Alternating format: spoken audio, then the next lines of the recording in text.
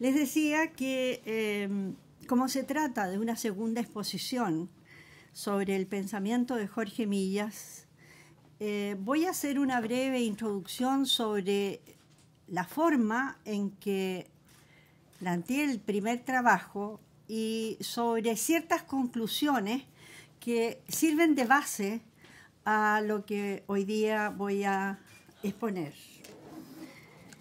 Es desde luego lo que he estado haciendo una visión histórica que busca comprender al profesor Millas desde su pensamiento filosófico, pero en conexión con su tiempo histórico, incluso en casos en que no se refirió a esos acontecimientos expresamente, pero en los que sus respuestas se pueden inferir a partir de consideraciones expuestas de modo abstracto en sus trabajos. En la exposición anterior nos propusimos revisar sus opiniones frente a los acontecimientos sociales y políticos ocurridos en Chile entre los años 1960 a 1982, que es la fecha de su muerte, y que tuvieron como trasfondo la idea de crisis de la cultura de Occidente y como consecuencia de la masificación de la sociedad, ideas que Millas expuso preferentemente en su libro El desafío espiritual de la sociedad de masas. A través de las citas que traje a colación en la exposición anterior, propuse como hipotéticas conclusiones que Millas participó de la idea de que en la sociedad occidental y concretamente en Chile se vivía una etapa de crisis, pero no de decadencia. Les recuerdo que él descalifica a Ortega con su pesimismo decadentista como un filósofo del pasado. Por el contrario, Millas reitera en varias oportunidades que nunca antes el ser humano ha vivido una época en que existan tantas posibilidades de realizar en la historia concreta el ser intrínseco de lo humano, identificado por su racionalidad. Para él, la crisis precisamente está constituida por el peligro que conlleva para esa realización utópica de la esencia humana la muchedumbre de una sociedad de masas. También aclaramos, a través de los textos de Millas que citamos en la oportunidad, que nuestro filósofo, muy lejos del pensamiento orteguiano, considera positiva la masificación social, en tanto la ve como la realización razonable de todos los seres humanos que no han participado de los beneficios alcanzados por las minorías, de querer incluirse en la promesa racionalista ilustrada de una sociedad de hombres libres e iguales, y que han emprendido el camino hacia la realización concreta de esa promesa. El desafío de la sociedad de masas es para Millas el que presenta esa muchedumbre de seres reales, concretos, que buscan realizar en sus vidas el ser ideal propuesto por la modernidad. Es la lucha de esa multitud de seres humanos, históricamente excluidos de los beneficios del mundo cultural construido por la sociedad tecnológica, la que constituye la crisis de la cosmovisión de la modernidad. Frente a la crisis, tampoco se manifiesta pesimista. Sí rechaza el optimismo utópico del siglo XVIII, que miraba el proceso histórico como una evolución espontánea hacia el progreso permanente. Para Millas es el ser humano histórico y concreto el llamado a construir el progreso. No hay, por tanto, en su concepción, un determinismo histórico. Ese progreso consiste en la realización de la esencia humana en cada ser humano, concreto, lo que incluye a todos los seres humanos sin exclusión. Ese es el desafío de realización del sueño utópico de la modernidad. Concluíamos la conversación de la semana anterior con la pregunta del mismo Millas: ¿cómo hacerlo? Y más que nada, ¿cómo hacerlo en las circunstancias y tiempo de la sociedad tecnológica de masas? Aquí es donde entra el tema de la educación. Educación de la razón, como dijeron reiterativamente los racionalistas ilustrados, Y como consecuencia de esta preocupación, llegamos al tema de la universidad, temas que trataremos en esta oportunidad. Sobre la educación se refiere a Millas en varios capítulos de su libro sobre la sociedad de masas, que contiene títulos muy expresivos, como Los fines intelectuales de la nueva educación, o este otro, Los contenidos estéticos y morales de la nueva educación. En la gran importancia que otorga Millas a la educación encontramos nuevamente una aproximación de nuestro filósofo al pensamiento de la modernidad ilustrada. Para estos, los ilustrados, la educación de la razón es el instrumento para salir de la etapa de menor edad en que vive la humanidad. Recordemos la frase de Leibniz: déjenme educar a la juventud y cambiaré el mundo. Cito a Millas: se trata pues de fundar el cultivo de la inteligencia sobre los contenidos del saber científico. Conviene marcar aquí el término contenido para rectificar con énfasis, un tanto heterodoxo en nuestras utopías, la tendencia a orientar la educación científica general hacia una meta predominantemente metodológica. Aquí está planteando algo muy especial. La nueva educación no puede basarse en contenidos únicamente metodológicos, es el contenido mismo de la educación que desafía la educación de las masas. Sobre los problemas que enfrenta la educación en una sociedad de masas nos dice: la gregarización de la vida tiende a anular la conciencia personal y a inutilizar los correspondientes valores.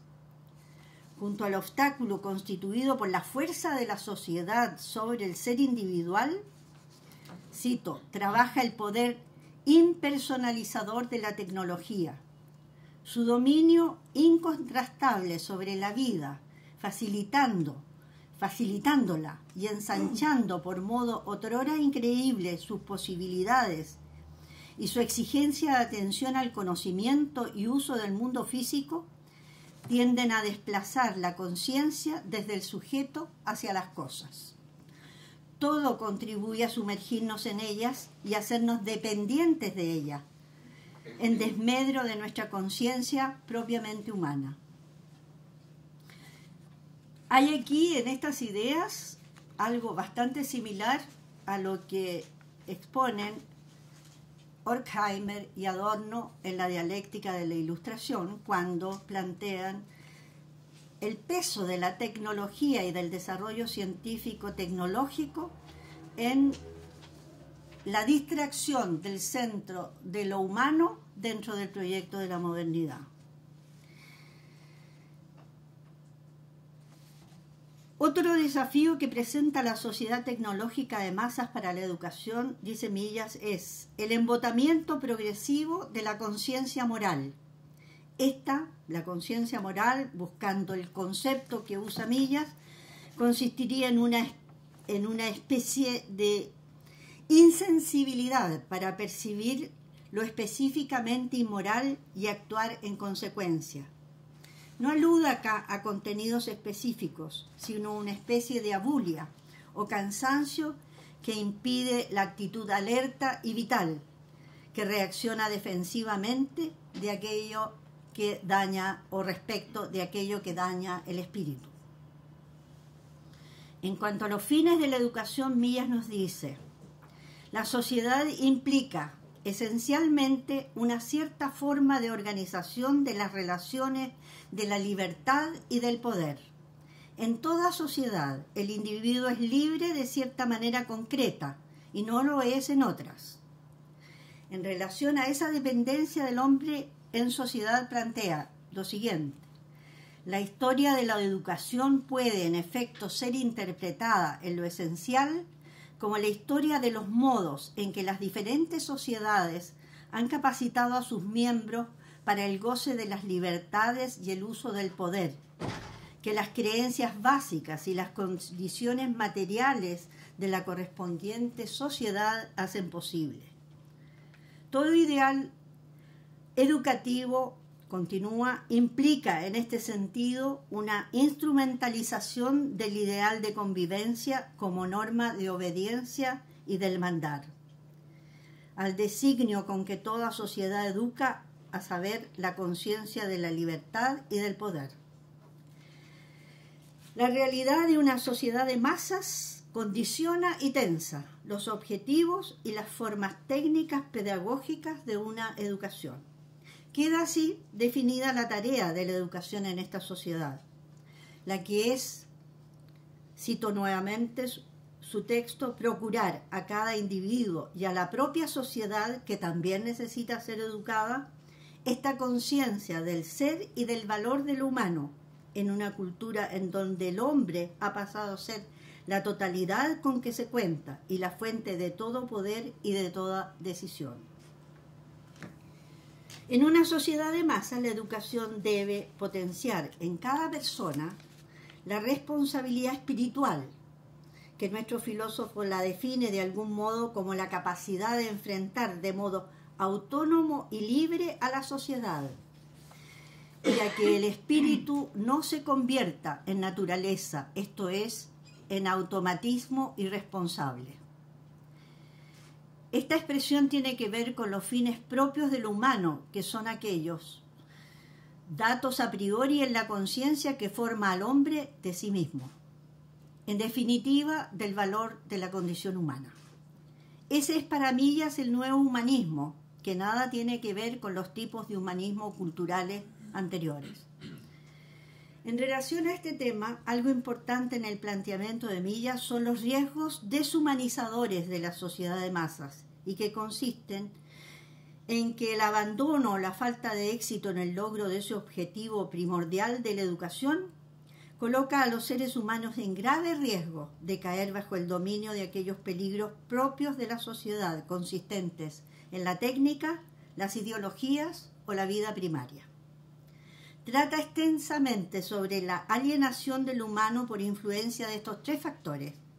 Añade que como consecuencia cada una de estas tres áreas, ideología, técnica, impondrá su ley de autonomía y su intrasistematicidad, predominando sobre la autonomía de la individualidad humana. Se refiere así a la alienación del ser humano, situación que lo constituye, dice, en un poder irresponsable. Cito: toda conducta humana vinculada a una ideología, a la técnica o a la economía queda sujeta a las exigencias del correspondiente campo de materias, queda inmanentemente determinada, excluyendo o tendiendo a excluir todo nexo trascendente, toda vinculación a fines extraños al campo mismo que la domina. Podemos concluir con Millas, quien en parte lo dice expresamente, que el real desafío espiritual de la sociedad de masas es la educación. Subraya la existencia de ciertos principios que permitirían a los educadores realizar los objetivos de la educación en formas pedagógicas. Señala entre ellos antidogmatismo, espíritu de tolerancia, valoración del humano como instancia reguladora de nuestras relaciones interpersonales.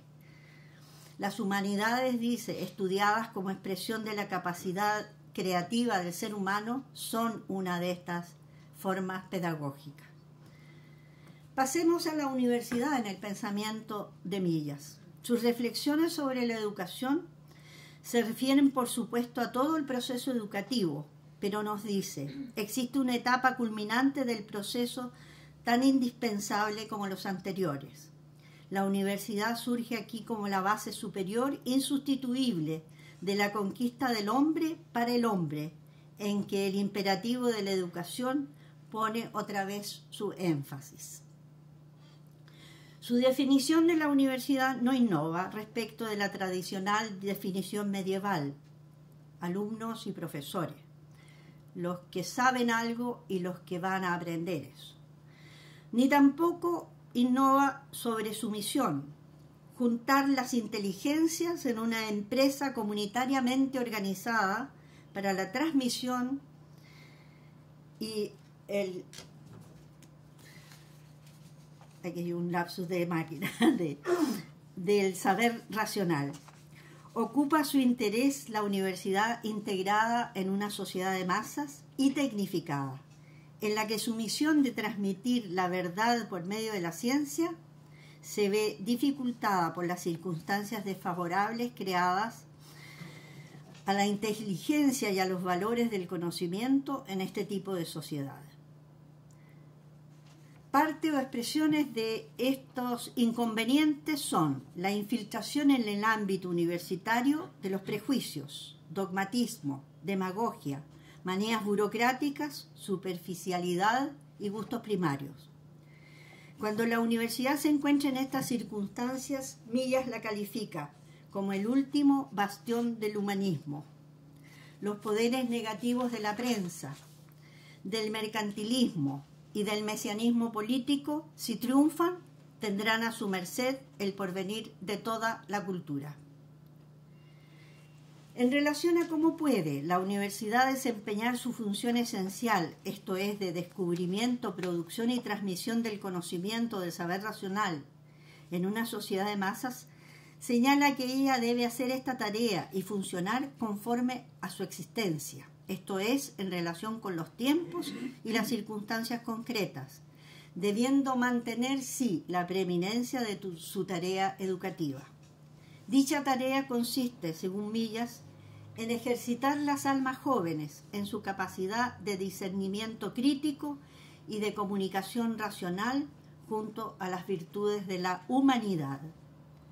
Se trata, sigue la cita, se trata de llevar la ética del pensar racional, esa actitud que no es sólo del intelecto, sino de la persona entera, para asumir la responsabilidad de juzgar críticamente, de renunciar a la soberbia de las propias convicciones, de valorar superlativamente la verdad, de reconocer su carácter dialogante, de dignificar al prójimo como interlocutor y constituir con él la comunidad viva del diálogo creador. Su pensamiento sobre la universidad distingue entre una idea absoluta de universidad y una idea relativa de esta. La distinción está vinculada al análisis de la reforma universitaria en una charla que dio muy temprano por el año 40. La distinción se hace respecto de la reforma universitaria, como decía, proceso respecto al cual habla de un concepto absoluto y otro relativo de una universidad en el sentido de universidad condicionada a su tiempo y a su medio, o en sus palabras, en función de su tiempo y de su medio.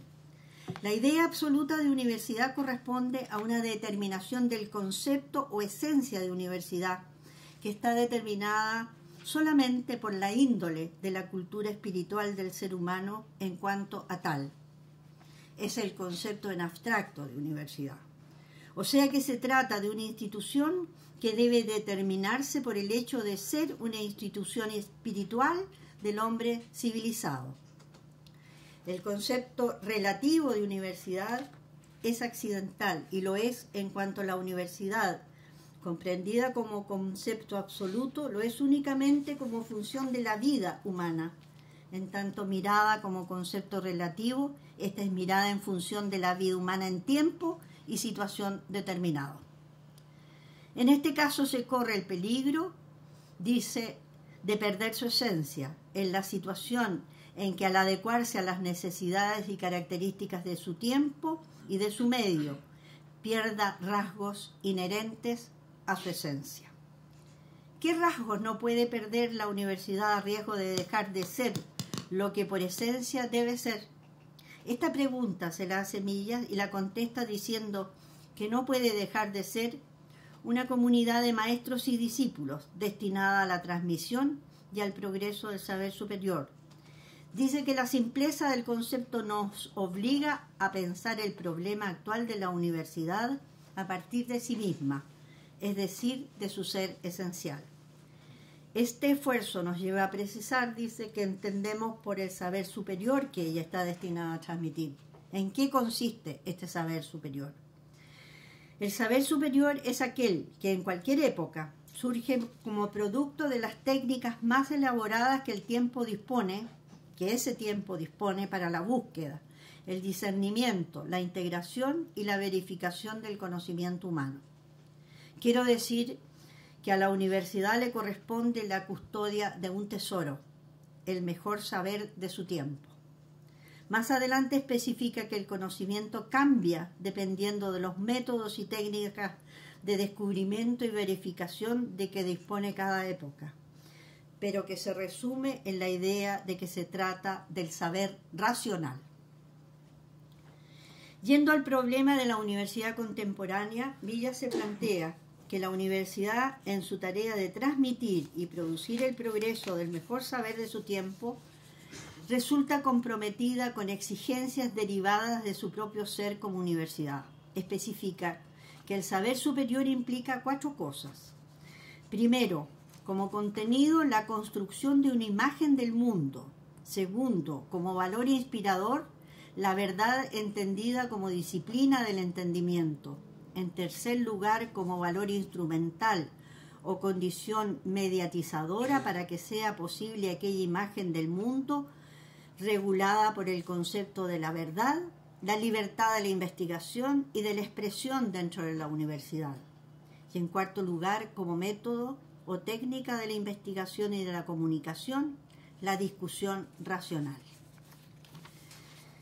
Antes que nada, la universidad, es también cita de Millas, antes que nada, la universidad tiene que ser el baluarte del conocimiento inspirado en la verdad y en la libertad, y regulado por la discusión crítica, y si a pretexto de cumplir otras misiones que se proclamen exigencias de la época, la universidad traiciona a esta, se destruye a sí misma. Se alcanzarán posiblemente otros fines, pero entonces querrá decir que hemos de renunciar a la universidad. Ya veremos lo que para el destino de la cultura y de la propia justicia social puede implicar el tener que renunciar a la universidad. Fin de la cita. Cuando se habla de que la universidad deba cumplir con su tarea de transmisión del conocimiento en función de las condiciones y necesidades de su tiempo, lo que se está diciendo es que debe cumplir con esa misión que le es propia y esencial dentro de las nuevas condiciones que para la transmisión del saber y su progreso ofrece la sociedad actual. Esta idea la explica Millas diciendo que el desafío para la universidad consiste en que debe resolver el problema de transmitir y conservar el saber crítico y los valores que él implica en condiciones nuevas, que él califica de peligrosas y adversas y que tienden a amagar su existencia. Agrega que las nuevas condiciones de la sociedad que ha traído el cambio social consisten en la tecnificación, la masificación de la sociedad y que ellos han cambiado las condiciones para la investigación del saber y para su transmisión. Agrega que no hay forma de resistir a estos cambios y que la vida humana se ha hecho función dependiente del desarrollo técnico. La universidad tiene que cumplir su función esencial, esto es aquella que la define y sin la cual deja de ser universidad, dentro de las condiciones de una sociedad de masas tecnificada. Califica esta sociedad de masas y tecnificada como la gran oportunidad del hombre. Dice que hay que distinguir entre universidad masificada y universidad de masas. Sostiene que aunque la sociedad esté masificada, de ahí no se sigue que fatalmente que la universidad deba ser masificada. La universidad en una sociedad de masas debe ser también una universidad de masas, en el sentido que debe ampliar los destinatarios de la transmisión de su saber, en tanto la educación pasa a ser una condición necesaria de todos aquellos que habían estado al margen de la educación. Ellos, convocados hoy a la participación en la cultura, necesitan acceder al conocimiento. El nuevo proyecto de sociedad ha convocado a participar en el poder a todos aquellos que hasta nuestros tiempos habían estado privados de él. Cito: la universidad no puede desentenderse de preparar a la sociedad de masas para el ejercicio masivo del poder político y del poder en sus otras formas. Para Millas, la universidad debiera asumir el papel de poder espiritual de su tiempo. Dice, con las armas del conocimiento, la verdad y de la libertad. Sin embargo, agrega que si bien la universidad debe educar a las masas, ella no debe masificarse. ¿En qué caso se masifica? Eso se manifiesta en la interrupción del diálogo racional, dice. Esto es cuando no se respetan entre sí los miembros de la comunidad, cuando no se reconoce el derecho a la divergencia, cuando se piensa que lo correcto es renunciar al pensamiento y acción individual y asumir en forma automática, como reflejo colectivo, la actitud tiránica de los grupos. La violencia, dice, interrumpe el diálogo, y la violencia en la universidad es peor y más grave que en cualquier otra parte. Formas de violencia en la universidad son el dogmatismo de los maestros, el autoritarismo de quienes tienen el poder.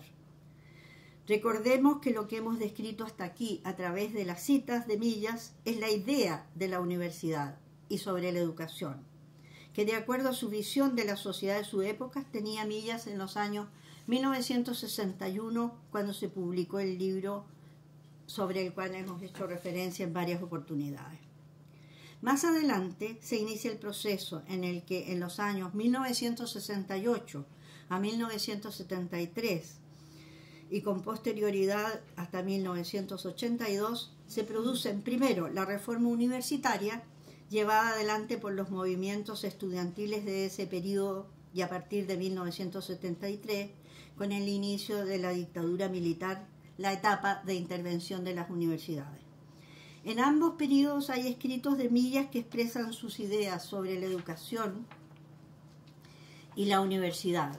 En concordancia, todas estas expresiones respecto de la universidad con aquellas que expresó teóricamente en los años 60. Conocida es la edición de varios de estos escritos con el título La idea de universidad. Revisaremos el pensamiento y actitud de Millas en ambas circunstancias, antes del 73 y después del 73.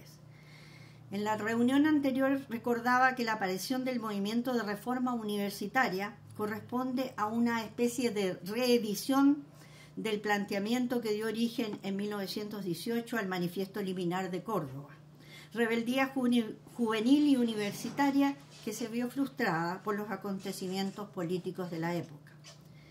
El gran movimiento de reforma del siglo XX se reinicia a partir de 1966, en que se produce en Chile la Convención Estudiantil de Reforma en la Universidad de Chile, la que hará presente sus peticiones al Consejo Universitario y que tendrá sus primeras repercusiones en la Facultad de Filosofía y Educación, facultad que en esa época tenía más de 6.000 estudiantes. En una cantidad muy inferior tenía la Facultad de Ciencias Físicas y Matemáticas, que es hoy día la facultad con mayor cantidad de estudiantes. En esta facultad se produce la renuncia del decano y la elección de un nuevo decano por electores no autorizados por el Estatuto Universitario. Ello acarrea, en un proceso vertiginoso, en 1968, la renuncia del rector y de gran parte de los decanos integrantes del Consejo Universitario. Las facultades de Ciencias Físicas y Matemáticas y la Facultad de Ciencias Jurídicas, políticas, sociales y administrativas, habían iniciado en 1964 un proceso de autorreforma de sus planes de estudio y un aumento de personal académico de jornada completa con el objetivo de potenciar la investigación.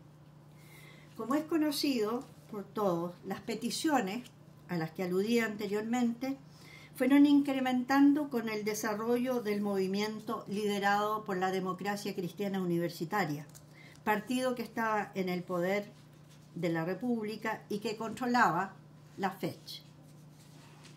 Las peticiones iniciales fueron de transformación de las estructuras de gobierno internas de las facultades, reformas curriculares y mayor participación estudiantil, hasta llegar al planteamiento final en 1967 de cogobierno con elección proporcional triestamental de todas las autoridades universitarias, incluido el rector. Todo lo cual debiera materializarse en un nuevo estatuto. Cada una de estas peticiones dieron lugar en la Universidad de Chile a convenciones y referéndum de aprobación o rechazo de esas conclusiones. Es en este contexto que Millas asume una posición acorde con el pensamiento suyo sobre la universidad que ya había enunciado desde los años 60 y rechaza la falta de diálogo, la violencia en los claustros y sobre todo la politización de la discusión, en tanto para él significa una discusión no racional. Sabemos que este fue un movimiento de todo el sistema universitario. La Universidad Católica de Santiago, también presidida su federación por la Democracia Cristiana Universitaria desde el año 1959, había celebrado una convención de reforma el año 1964 e inicia su movimiento de reforma en 1967. Sus planteamientos tienen amplia coincidencia con las conclusiones adoptadas en el seminario de Buga realizado en Colombia en 1967 acerca del rol de las universidades católicas en el mundo, que es una organización eclesial. Inició la reforma con la conocida toma de su casa central y el letrero sobre la mentira de la prensa, que produjo la renuncia del rector Silva Santiago ese mismo año. Producido el golpe militar e intervenidas todas las universidades mediante el nombramiento de rectores delegados de la Junta Militar, aviadores unos, marinos otros y del ejército los terceros, más la intervención de los claustros académicos y estudiantiles y de funcionarios, el año 1981 se inicia una segunda etapa de la intervención, mediante la dictación de una regulación por decretos leyes y decretos con fuerza de ley de todo el sistema universitario, que mediante el control económico de las universidades y la expansión del área universitaria privada pretende controlar la ideologización de las universidades, según expresan en un artículo muy importante publicado en la época por los profesores de la Universidad Católica Jaime Guzmán y Hernán Larraín en la revista Realidad. La actitud de Millas de asumir con sus escritos y conferencias la defensa del concepto de universidad frente a la intervención militar de las universidades no hace sino mostrar la consecuencia de su pensamiento en torno a la autonomía universitaria como condición sine qua non de la búsqueda y transmisión de la verdad como misión esencial de la institución. Las consecuencias para su trabajo y para su vida son por demás conocidas. La defensa heroica que hiciera de la libertad universitaria fue la demostración de que su pensamiento era parte de una vivencia vital. Valga en este caso la redundancia. Unas palabras finales. Hemos discutido sobre la vigencia de su pensamiento y de su obra, y ya hemos señalado la actualidad tanto de los temas que lo ocuparon como de muchas de las conclusiones que él enuncia. Al margen de toda discusión, creo que está, sin duda, la vigencia de Millas a través de quienes fueron sus alumnos y de aquellos, nuestros alumnos, a quienes transmitimos, sin la claridad y elegancia suya, muchas de sus enseñanzas, como parte la más importante de esta cadena viva que constituye el ser de la universidad. Y creo que ese es el legado más importante al que puede aspirar un profesor como Jorge Millas.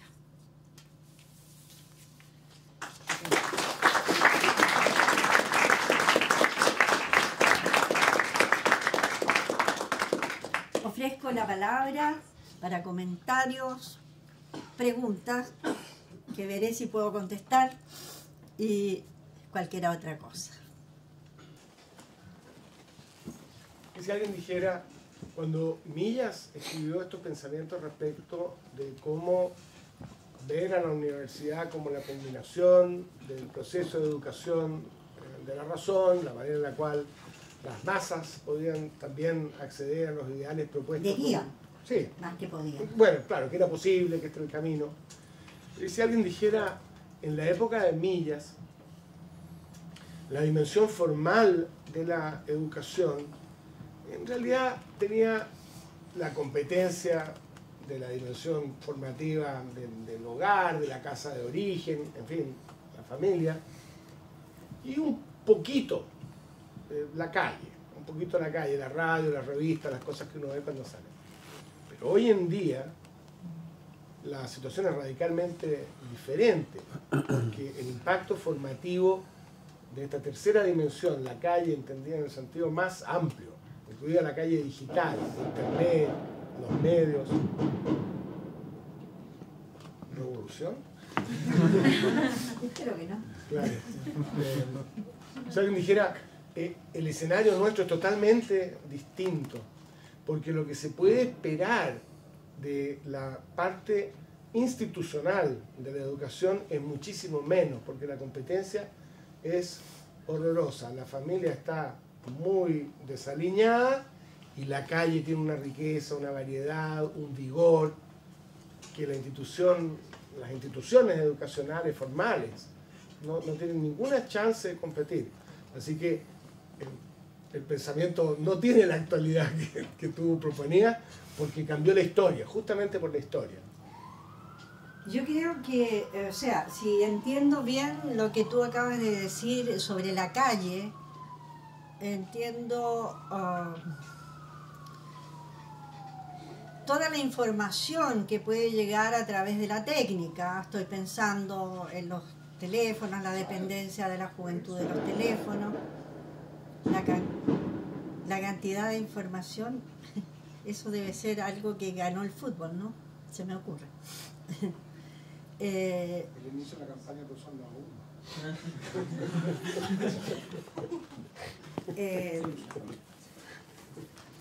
Él habla de la dependencia de la técnica y precisamente no creo que el aumento de todo aquello que distrae de una educación racional signifique que se pierda el sentido, el objetivo, en relación a la definición de lo que es ser humano. Porque precisamente todos estamos conscientes que toda esta distracción técnica que aparentemente nos instruye, nos educa, es todo lo contrario. Y entonces ahí no veo falta de vigencia del pensamiento, es simplemente circunstancias de técnicas que él no pudo prever, como nosotros no podemos prever qué otras técnicas van a aparecer. Pero creo que en esencia el llegar a ser un ser humano capaz de autonomía frente al mundo tecnificado es precisamente el objetivo que él plantea para la educación. Y entonces ese objetivo, si bien es cada vez más difícil, es más difícil en el siglo XX que en el XIX. Son, ¿cómo se llama? Artificios, fuegos artificiales. Lo era en el siglo XX mucho más que en el siglo XIX, donde ya la técnica existía, donde los descubrimientos científicos ya habían puesto muy en desuso muchos de los conocimientos existentes y los intereses de las personas. Pero yo no creo de que cuando el ser humano se plantee el derecho a la felicidad, es decir, el derecho a realizarse, a sentirse feliz, sea la técnica la que lo constituya en ese estado de felicidad. Probablemente la autoconciencia, que es aquello que persigue Millas con su planteamiento, es una de las posibilidades que te permite valorar la belleza, el sentido del valor de otras personas. Y eso no te lo da la técnica, eso lo da un proceso individual, interno, de perfeccionamiento que requiere un conocimiento no solo racional, sino también más humano. Creo yo no te puedo contestar por Millas, desgraciadamente. ¿Sí? Yo quería preguntarle, profesora, si usted conoce de la obra del profesor Millas. A ver, si habla un poquito más fuerte porque... si usted conoce en la obra del profesor Millas alguna diferenciación que haya hecho en torno a la ya archirreconocida división que nosotros hacemos en la actualidad entre la educación pública y la educación privada. En el sentido de que en un momento en el que el profesor Millas escribió entre los 60 y los 70, 82. Pero en ese periodo, al menos él escribió teniendo en mente que la politización de la universidad venía como desde el lado de las izquierdas, por así decirlo. Y desde el 73 en adelante, la intervención de la universidad da cuenta de otro proceso, de una intervención distinta, y ya con la reforma del 81-82, el proceso de mercantilización de la universidad, que es un proceso que él mismo ya pone alguna advertencia, según lo que usted acaba de exponer, eso significó, o sea, hasta hoy en día estamos viviendo las consecuencias de ese, y que ahí, según lo que yo he leído de los estudios sobre cuáles consecuencias podrían ser, el concepto que más lo identifica es el de universidad-empresa, en el sentido de que ya una universidad que no solamente crea y transmite conocimientos, sino que forma mano de obra, de masa, acrítica, donde no tampoco se prepara al estudiante para asumir su labor en el mundo público, sino que simplemente para ocupar algún rol en la división del trabajo. Y eso también parece que afecta a la universidad pública, no solo a la privada. En el sentido de que nosotros, por ejemplo, a estar autofinanciados, indudablemente tenemos que caer en eso. Y eso fue un propósito consciente y claro, yo creo que fue una forma muy inteligente de lograr un objetivo. Todo la intervención de las universidades, que tiene varias etapas. Y digo inteligente y que logró un éxito por cuanto lograron destruir gran parte de aquello que había construido largamente la universidad pública, y mediante un sistema de convertirla meramente en empresa, haciéndola perder esta esencia de la cual habla Millas, en el sentido de ser para producir conocimiento, resguardar ese conocimiento y transmitirlo. Hoy día tenemos que competir para obtener fondos, para sobrevivir como universidad, prestando mucho esfuerzo a la investigación, el trabajo docente, que se hace en las condiciones en que se puede, simplemente. Fue una intervención exitosa desde el punto de vista de los objetivos del gobierno militar. Eso a mí no me cabe duda, esa es mi opinión personal, no la de Millas, sino en parte, por cuanto al oponerse a la intervención de la universidad en ese conocido texto que llamó La Universidad Vigilada, lo que él está hablando es de que la universidad no puede ser universidad en las condiciones de intervención y de condicionamiento de la libertad de investigar. Lo dice en varias partes, de la libertad de expresión. La libertad de expresión dentro de la universidad es fundamental. Entonces, sí, claro. Y Millas se pronuncia contra, o sea, como uno de los peligros de la masificación y de esa masificación que incapacita al ser humano para realizarse individualmente, también a las ideologías religiosas. Por lo tanto, es muy severo con las ideologías religiosas, él es un no creyente. Por lo tanto, este concepto de una universidad pública, laica, que es el prototipo de la universidad de la modernidad, es el concepto de universidad que le está manejando. Es allí donde se puede ser dialogante, es allí donde se puede poner en tela de juicio la verdad propuesta por otros. no en una universidad ideológica. Así que sí, yo creo que podría dar una respuesta favorable. Por favor, tú, Javier. ¿Sí? Sí, yo tenía una pregunta sobre... Fuerte más. Una pregunta sobre los miedos de Millas acerca de la universidad. Sobre los miedos de Millas acerca de la universidad. Según su análisis, ¿cuál de esos miedos hoy en día se nos ofrece como nuestros problemas más coyunturales? Bueno, de la universidad en general no podría hablar. De la Universidad de Chile, creo que nuestro mayor temor en este momento es las consecuencias de la intervención que todavía no logramos superar en muchos aspectos. En el aspecto económico, el condicionamiento a una competencia de producir conocimientos y venderlos. Es quien compra el que determina lo que quiere comprar. Y eso determina a su vez la investigación y el producto que la universidad tiene que producir.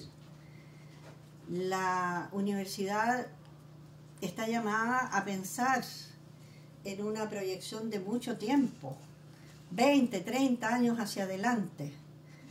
Debe otear en el horizonte qué es lo que viene y condicionarla a que certifique margarinas o certifique pollos es productivo, pero delimita lo que ella investiga y sus capacidades se van dirigiendo entonces hacia donde puede sobrevivir económicamente. Eso obviamente no tiene nada que ver con el ser de la universidad. Puedo contarles en forma coloquial que en los años 90 asumí un cargo en la rectoría que me llevó a conocer íntimamente la universidad y la situación de absoluta precariedad en que estaban determinadas partes de la universidad, facultades, centros de la universidad, y que estaban produciendo servicios para financiamiento universitario. Y esos servicios eran la repetición de acciones que no eran científicas, pero que sí eran producto del conocimiento científico de la universidad. Era penoso hacer convenios permanentemente con universidades extranjeras en las cuales el servicio prestado por la Universidad de Chile, que podía prestar otros, era un servicio básico, elemental, porque tenía que ganar ese dinero. No estamos en esa misma situación después de todo el transcurso de este tiempo, pero hay muchos remanentes. La investigación se financia con proyectos concursables. No hay un financiamiento estable que permita a la universidad determinar qué debe investigarse. Se investiga aquello que, de acuerdo a los criterios de Fondesit, va a ser elegido como un proyecto financiable. Y eso depende mucho de la integración de los comités y demás. O sea, hay una serie de situaciones de índole económica que no pueden ser eliminadas en este momento y que condicionan el trabajo universitario de una manera deteriorante para él. ¿Sí? Por último, de esos efectos, ¿qué consecuencias ha visto en el pensamiento jurídico de la última década? ¿Cómo? En cuanto a los efectos... ¿Al conocimiento jurídico? Sí. ¿Consecuencias? ¿De qué? ¿Cuáles, en el fondo, de las consecuencias de este nuevo paradigma universitario, de que esté vendiendo prácticamente la universidad puesta a la venta de servicios? ¿Qué consecuencia ha traído, según usted, para el nuevo pensamiento jurídico? El conocimiento es uno solo y obedece a los mismos criterios y a las mismas circunstancias le afectan. Tuvimos que hacer mucha docencia y porque como la universidad ahora es pagada, la docencia de pregrado es la que genera ingresos. Y ahí está el AUCAI. Cuando investigábamos nos incentivaron para que hiciéramos más clases en el pregrado. Es una política de la universidad que no es una política porque sí, es una política porque tiene que ir balanceando, equilibrando presupuesto. La investigación es un lujo. Y ese lujo se paga durante muchos años, y especialmente en esta facultad. Se pagó con bajos sueldos de los profesores que nos pintamos la camiseta en realidad de la universidad. Y seguimos haciendo clase en otras partes con la finalidad de mantener acá nuestra docencia. ¿Para qué? Porque creemos que aquí hay un sitio muy especial en que convergen muchas personas de muchos lados. Esta masa, esta muchedumbre que tiene el derecho a la educación. Esa es lo que existe o debiera existir acá, por cuanto cada vez nuestro porcentaje de alumnos de menores ingresos es más bajo. Y eso es una realidad. Desgraciadamente para nosotros, ¿sí? Sí, no, perdón. Miguel. ¿Hay más? No. Quería decir que encuentro que tiene mucha razón en lo que dice, que de una u otra manera, es decir, la creación de lo que pasó el año 82, cuando se hizo la ley que permitió la creación de nuevas universidades privadas, ha sido una presión enorme sobre la Universidad de Chile, sobre todo las universidades estatales, y ha permitido monstruosidades como el AUCAI, no sé, ese nombre folclórico que tienen, que simplemente está determinado ¿por qué?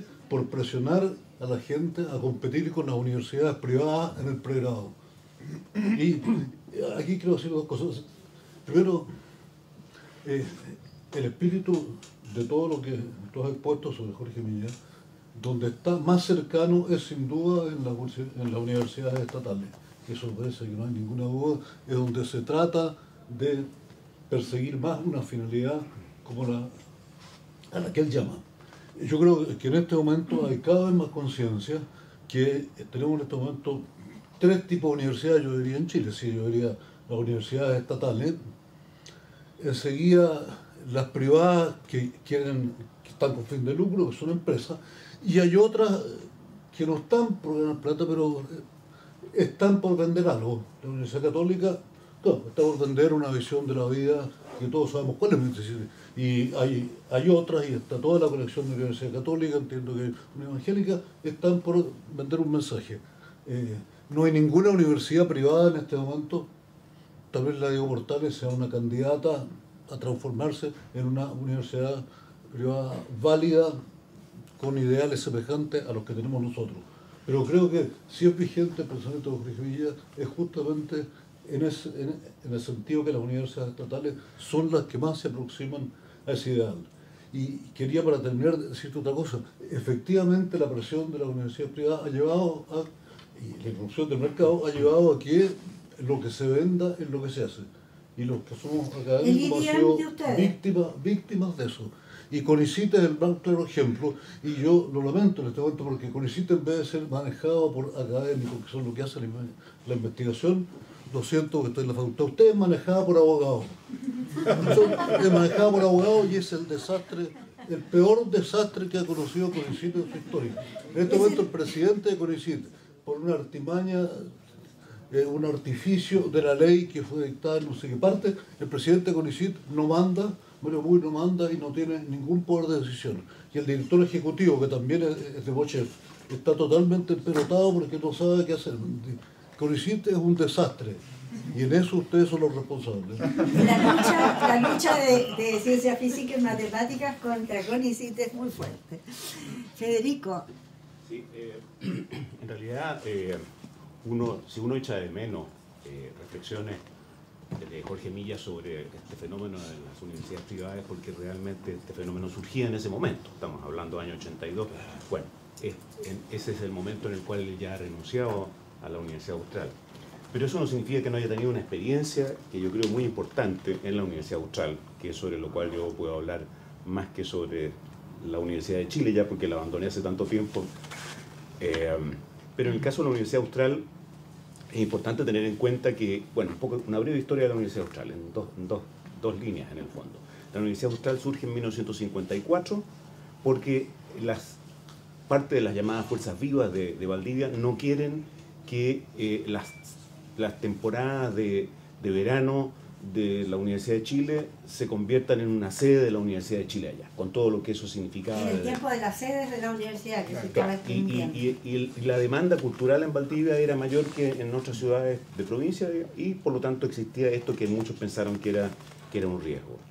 Y por lo tanto se crea una universidad como la Universidad Austral en época del gobierno de Carlos Ibáñez del Campo, en 1954, con varios iluminados locales, con varios también filántropos locales, y esa universidad es una universidad que inmediatamente sabe que va a tener que autofinanciarse.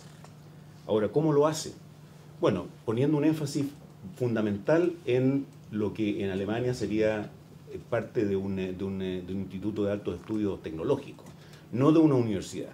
Crea, por lo tanto, una carrera de agronomía, una carrera de veterinaria y una carrera de ingeniería forestal.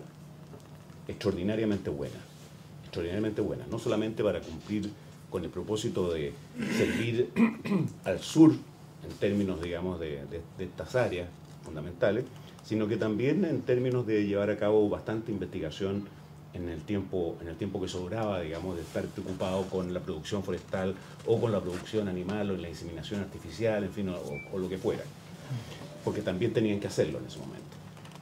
Pero se le fue quedando atrás el tema propiamente de ser una universidad. Había solamente una facultad que surgió un poco después, de estudios generales, que se llamaba, que como su nombre lo indica era como una especie de barniz cultural, en el fondo, para que la gente entonces pudiera también tener eventos de tipo cultural en la ciudad, y naturalmente que bien llevado esto también tuvo bastante fruto, llevado por algunos intelectuales. Pero hacía falta algo más para que la universidad se convirtiera en propiamente una universidad. Y ese es el momento en el cual Jorge Millas empieza a hacer empieza a cumplir su misión en la universidad, más allá de ser una clase por aquí, otra clase por allá.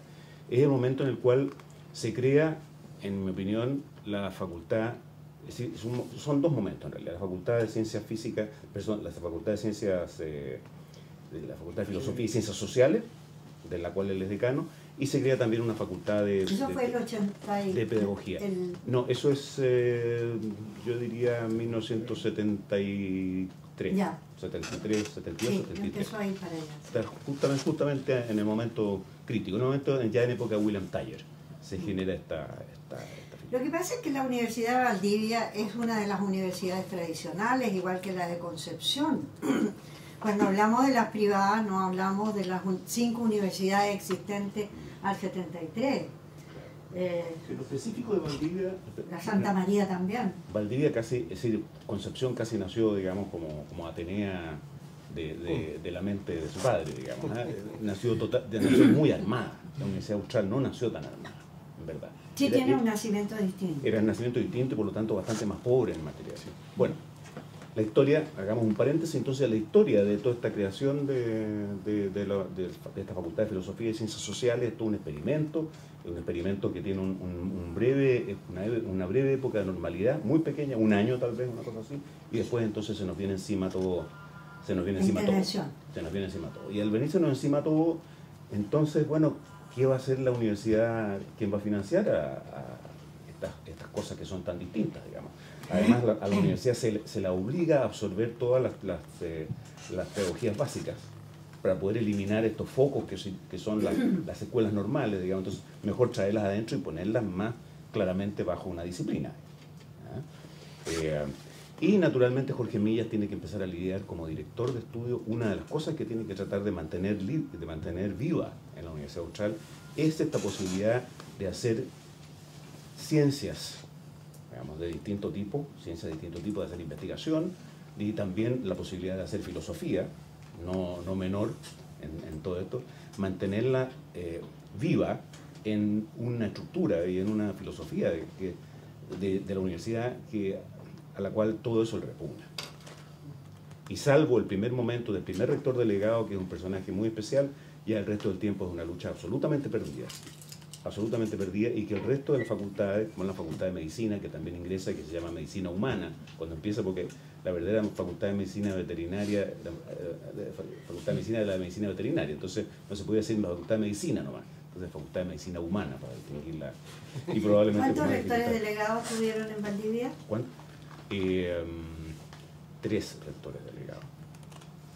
Nosotros tuvimos el ranking mayor.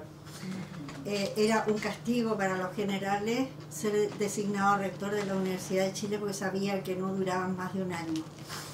El almirante Suet duró todo el tiempo en la Católica. Miguel, por favor, profesor González. Gracias. Uno de los temas valiosos de Milla respecto a su pensamiento universitario tiene que ver con su consecuencia, su integridad. Me refiero específicamente a la visión que tuvo en torno a la universidad y la forma de defender, lo que lo llevó a tener una postura muy clara en la época de la reforma universitaria en contra de lo que llamó los excesos de la izquierda, y a su vez respecto al periodo de la dictadura con los procesos que usted ha escrito sobre la intervención. Por lo tanto, ahí no había un tema de una postura acomodaticia en función de una opción política, sino que él tenía una opción universitaria.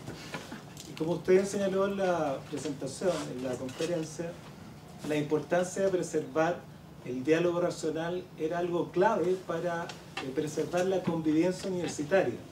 Entonces, en ese contexto, yo quisiera preguntarle estrictamente por la visión de Millas y su vigencia en torno a lo que él llamaba las azonadas estudiantiles, los actos de fuerza, que hoy por hoy tienen una particular vigencia en nuestra universidad.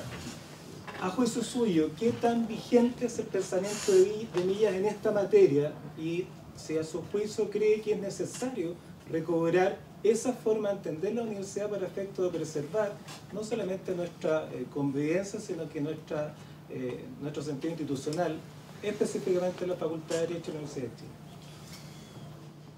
Yo personalmente, sin la elegancia de Jorge Millas, creo que la pérdida del diálogo racional es una pérdida de la esencia de la universidad, y obviamente que cuando los estudiantes, en forma justificada o no, yo creo que en este caso el movimiento es muy justificado, el de las estudiantes, pero no es el método. El método es la discusión racional, las exigencias en términos que pueda haber un intercambio de opiniones y que se tenga claridad respecto de cómo se resuelven este tipo de problemas. Yo creo que la vigencia del pensamiento de Millas y la fuerza con que resistió épocas tan difíciles, porque la de hoy día no tiene comparación con lo que pasó entre los años 66 al 73 y menos del 73 en adelante. O sea, que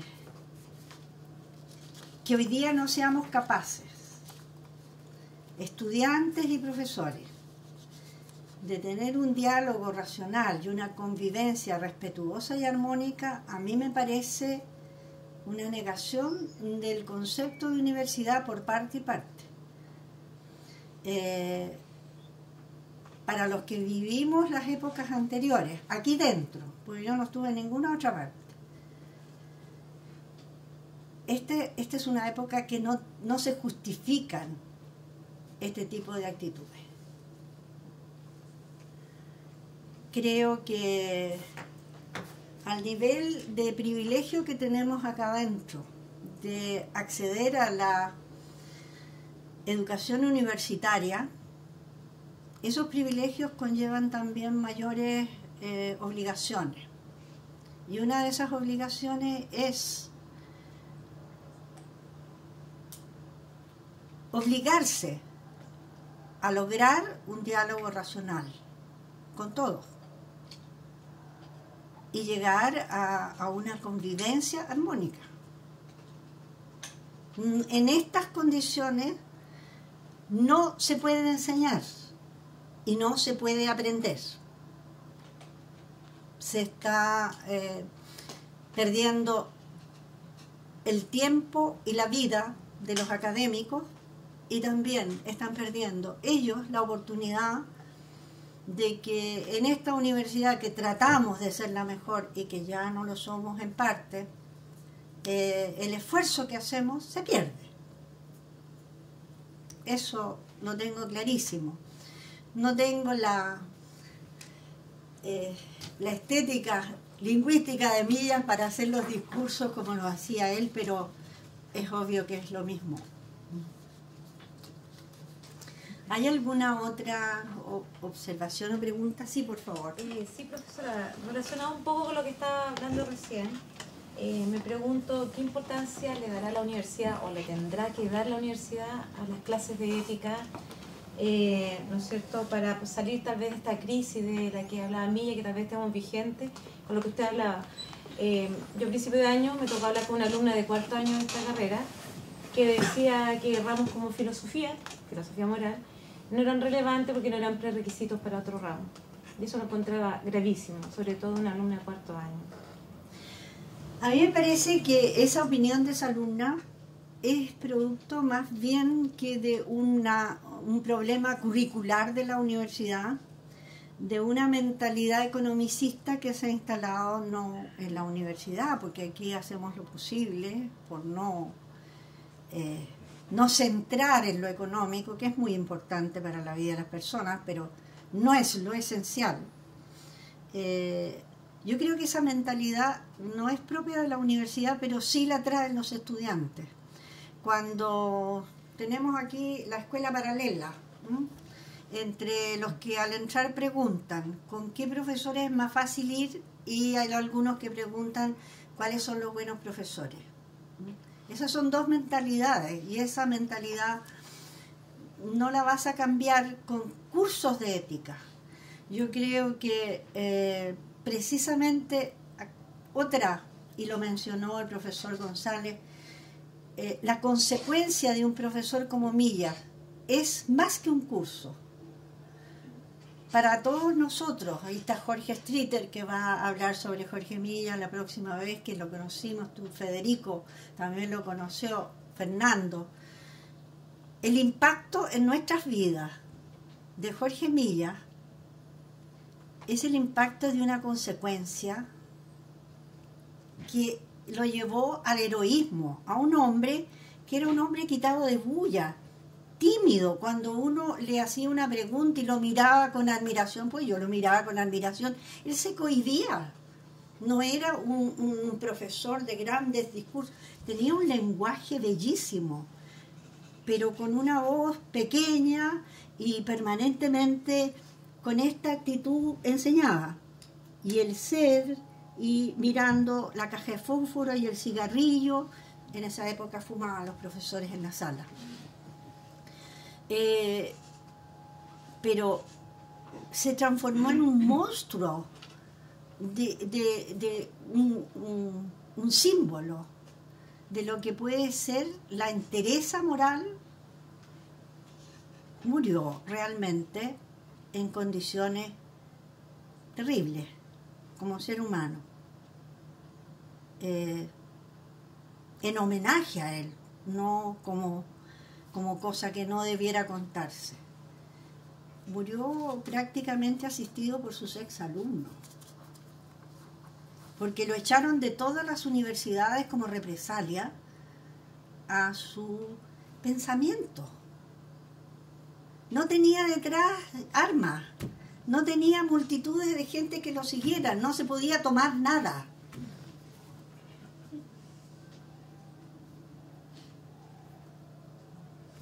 Eso a mí me parece una clase de ética insustituible, más que la especulación de tales o tales valores.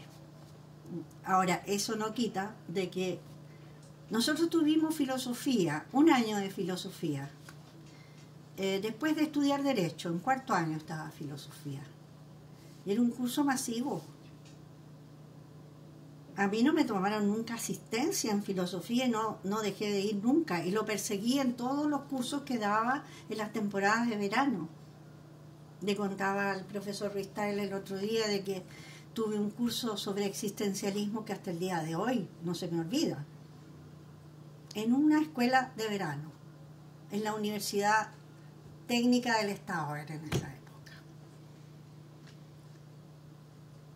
Y yo creo que reconstruir esa universidad es lo que nos mantiene aquí todavía. Yo me voy todos los años y sigo acá porque tengo todavía la esperanza de ver florecer, como dice mi amigo Miguel, la Universidad de Chile. ¿Alguna otra observación, comentario? Profesor Ruiz Tagle. Bueno, Angélica, la verdad es que lamentablemente no pude llegar a escuchar la exposición, pero he escuchado este intercambio de palabras y escuché la exposición anterior. Y yo quiero decir que es bien emocionante las palabras que se han dicho, que yo las comparto. Yo fui alumno de Jorge Millas en su casa, precisamente en ese momento en el cual él había renunciado y lo habían echado de la universidad. Vi un aviso en la revista Hoy, donde él ofrecía clases particulares, y entonces decidí ir a visitarlo a su casa, y tuve un curso maravilloso con él sobre Hayek. Y aquí vengo a reforzar lo que dijo la profesora Figueroa la otra vez y a debatir con mi amigo Miguel Orellana, porque Miguel dijo que parte de la obsolescencia del pensamiento de Jorge Millas se debía a que él no había tenido un pensamiento económico, no había entrado, eso es lo que yo escuché, Miguel puede estar equivocado. Y claro, en su obra básica, en fin, su escrito Idea de la individualidad, Idea de la universidad, en fin, todos sus escritos publicados, uno podría llegar a hacer ese juicio que en verdad me parece equivocado, pero en ningún caso puede hacer ese juicio si es que, como en el caso mío, he sido alumno del profesor Millas, escuchando sus lecciones sobre los fundamentos de la libertad de Friedrich Hayek, que han sido publicadas, y al lado de Miguel está un profesor que conoció mucho su obra y entiendo que es parte de los editores de algunos de estos libros. Yo la única referencia que he visto a este trabajo, que algunos llaman el anti-Hayek de Millas, que es como una obra mitológica, en verdad, porque no es un artículo publicado en España, que resume algunas de las ideas que yo le escuché a él, pero en ningún caso es un texto de autoría de él, sino que creo que es un texto de otra persona, no recuerdo el nombre, que da cuenta de que el profesor Jorge Millas enfrentó esta cuestión. Y una de las cuestiones, por ejemplo, que enfrentó, que tiene especial actualidad, fue precisamente ese gran tema de Isaías Berlin de la libertad negativa, él sosteniendo que hay en la tradición filosófica toda una, digamos, tradición de la libertad positiva, que es entender la libertad como un poder, como una capacidad de hacer ciertas cosas que incluso se remontaba, bueno, a los filósofos clásicos, al Renacimiento, y hablar en profundidad criticando a Hayek, que en esa época sí que valía, porque estábamos sometidos y todavía estamos en parte sometidos a esa ideología que es controvertida y que tiene gran fundamento y hay que tomársela en serio en términos de sus supuestos filosóficos. Por algo ha sido tan difícil construir algo alternativo. Entonces, cuando he escuchado a María Angélica la otra vez y lo que he escuchado ahora, decir que es un ejemplo moral y que es un ejemplo, su pensamiento coincido plenamente en lo que ella ha dicho y en el pensamiento propiamente universitario. Y si tuviéramos, yo digo, una parte de los talentos universitarios y académicos de Jorge Milla. Yo no me atrevería a aspirar a todos ellos, pero una parte. Y una parte de su humildad y de su capacidad de pensar en el límite, como decía él, realmente creo que en nuestra facultad y en la universidad tendríamos muchos incentivos y muchos estímulos para que no estuviésemos discutiendo cuestiones de canibalismo, cuestiones de antropofagia académica, departamental y burocrática que en realidad nos enredan, y estaríamos mucho más entusiasmados con las cosas de fondo de la universidad. Yo le comenté a María Angélica la otra vez que había lamentado profundamente que no me hubiesen invitado a exponer en este seminario, pero bueno, yo nunca he contado que he sido alumno de Jorge Milla, y me alegra enormemente escucharlos a todos, y voy a venir de todas maneras el próximo lunes a escuchar a mi gran profesor y amigo Jorge Streeter, porque creo que es una gran idea haber hecho este homenaje. Y en este momento, y eso coincido totalmente con María Angélica, esto es lo que había que hacer. Aquí está la Universidad de Chile, aquí está la Facultad de Derecho, a pesar de los fuegos artificiales y las bombas lacrimógenas, aquí estamos en realidad los que nos interesa, bueno, el pensamiento crítico, y yo me alegro enormemente de haber podido venir y escuchar esta lección. Y me alegra también porque María Angélica me contó que aquí está entre nosotros, entiendo, el profesor Enrique Tirapelli, a quien no conocí, por quien también siento gran admiración. Eso.